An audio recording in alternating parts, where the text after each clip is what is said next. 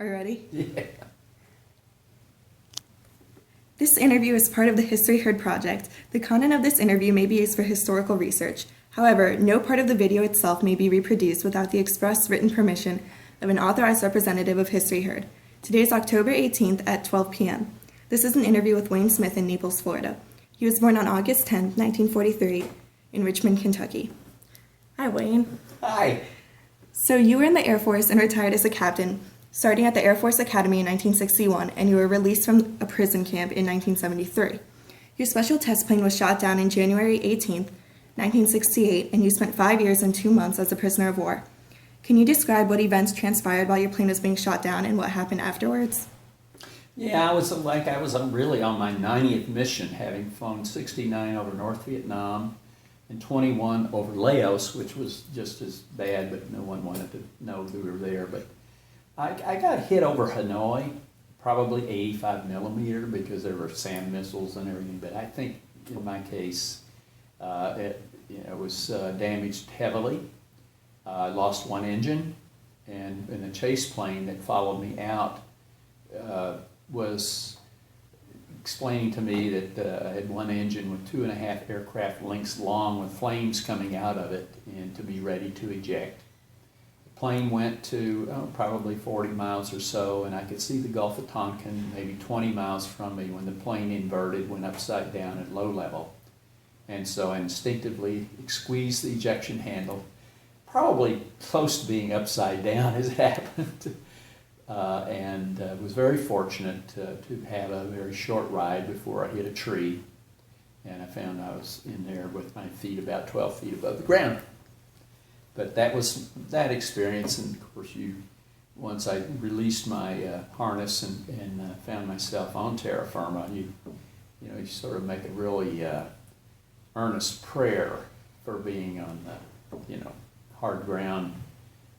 Without, in my case, no broken bones. I was, bloodied and whatnot from the ejection, but nothing really serious in my case.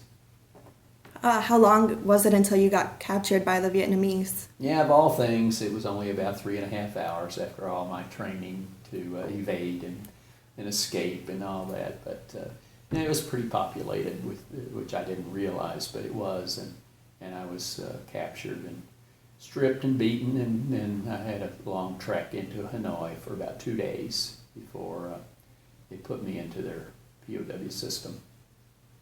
So you had to suffer through many years in a prison camp. Were you only held in one prison, or were you moved around often? And did you ever stay in the Hanoi Hilton? Yeah, I was initially in what we call the Hanoi Hilton, and we had different sections of it. An area we called initial interrogation was Alcatraz, places that we had names for, Heartbreak Hotel. And then they moved me to a place we called the Plantation, which was still in the city limits, but then I was placed there probably 2 or 3 months after I was shot down and put in a little 8x10 cell. Windows way at the top, but no bars or anything. You could see out, and just stuck in there for months on end. What were the conditions like regarding food and hygiene?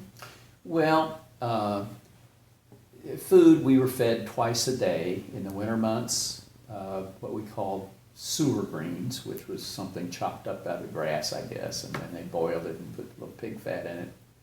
And that went on for the first 6 months. And then in the summer months, when they lost that, it got pretty warm and the grass disappeared. So but they could raise pumpkins of all things. I didn't know what it was. It was kind of a soupy thing. It was orange in color, but it didn't taste like a pumpkin.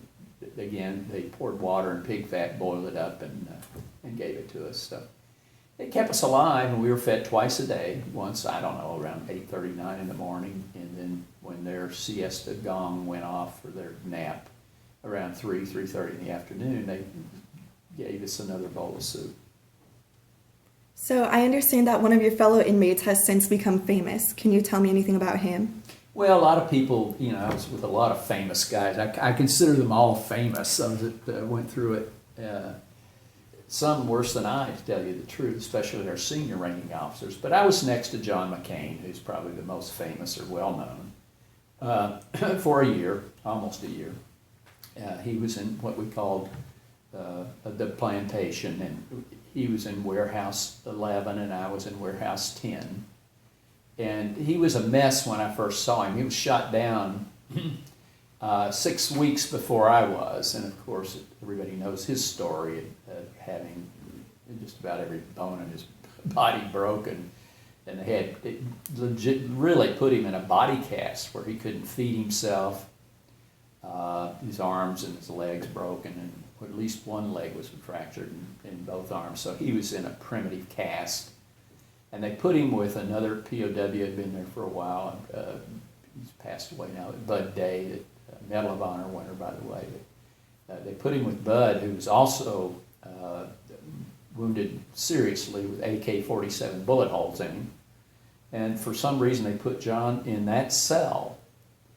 And he fed John because his both arms were tied, you know, and he fed him. And somehow John made it through there, and so did Bud. Came out about the same time I did. But they were remarkable people, and old John's still around. But Bud was, like I say, a Medal of Honor winner. Escaped twice before he got shot. Made it to Hanoi, and was one of our senior ranking officers who had, to me, that was my greatest inspiration. Did you ever try to escape? No, I didn't. But when I got there, they had tried several escape attempts. And our senior ranking officers, knowing that they'd cause fatalities, suggested that, look, we're not going to try this again. It doesn't work unless we have outside help and some kind of information that may come to let us know what we need to do that. They made one escape in 1971, or tried an escape at a camp called Santé. And I was around 10 miles away from there when that night happened. And it was a pretty exciting night, but there were no prisoners of war there when they got there, which makes one wonder how they knew that you know, our troops had crashed in there and tried to put Jolly Green helicopters and stuff. But they got out of there without any injuries except one guy had a broken arm. So from that standpoint, at least, we didn't lose anybody. Yeah. What was it like when you were released from the camp? Oh my, euphoria. I have an interesting story about that. We were still skeptical about it until the morning before we were released. I mean, the morning we were released, they gave us a pair of trousers and a little jacket and a pair of shoes. Of course, we were in these little rubber tire sandals, which you couldn't run in. But when we recognized, they put us on a bus, and everywhere we'd gone in my 8 different locations in North Vietnam, I was blindfolded and bound, and I couldn't see where I was. Some of them I had walked for hours and days. But in this case, they put us on like a rudimentary school bus, and we weren't bound or blindfolded. And we went through the streets of Hanoi. So you knew you were being released? Then we were pretty sure we were. And How then many men they were there turned the with corner, and then we could see then an aircraft that was on the drawing board when I was shot down. I didn't know what it was, but I could see it. And it was getting ready to land at their Ja Lam airport, of all things.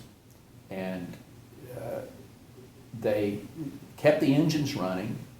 An airman came up and grabbed our arms in order of shoot down, by the way, and there's a reason for that. And they just immediately took us up the ramp onto this cargo plane, which had seats in it. Didn't stop the engines, just took off. The interesting thing about it, we did not, I guess, really believe it was happening until the captain of that plane came over his loudspeaker system, came over his mic, and he notified us that he says, "Gentlemen, feet wet." Then we knew we were over the Gulf of Tonkin and that we were safe. You were out of North Vietnam. And of course, then the big cheers go up and everybody's hugging each other, and it was a great experience.